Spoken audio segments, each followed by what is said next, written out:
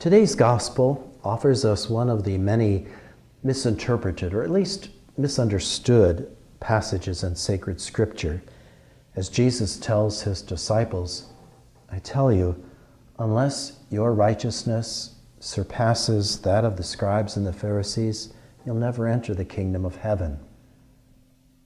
I suppose we like to imagine Jesus addressing the hypocrisy or the jealousy of the leadership of his time, and then judging their vices. But they really weren't bad people. They were virtuous. They abided by the law scrupulously. They were generous, and they certainly reverenced tradition. But we need to go deeper. Today's first reading reminds us how religion evolves or develops. For example, when ancient Israel entered the Promised Land, fleeing the oppression of Egypt, it was not an uninhabited territory. The Canaanite Valley was occupied by several tribes: the Amorites, the Hittites, the Jebusites. Historians and anthropologists tell us each of these tribes had a rich heritage, a developed religious tradition, and ritual. What Israel brought to transform the cultures, however, was an alternative to violence.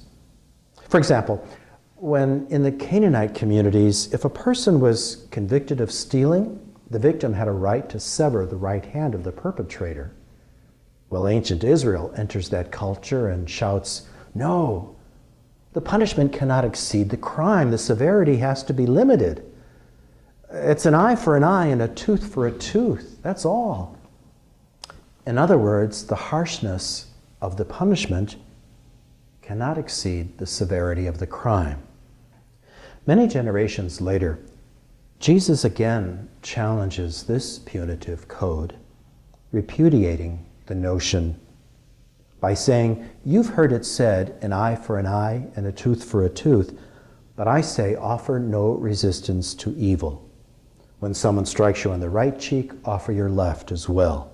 And if anyone wants to go to law over your tunic, hand him your cloak as well."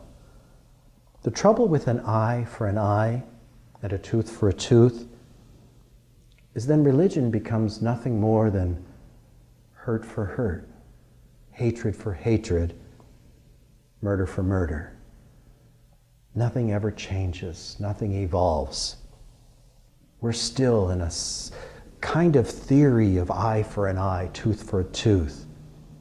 Throughout the gospel, Jesus reminds us that religion evolves. Greater things than these you're going to do, Jesus tells us.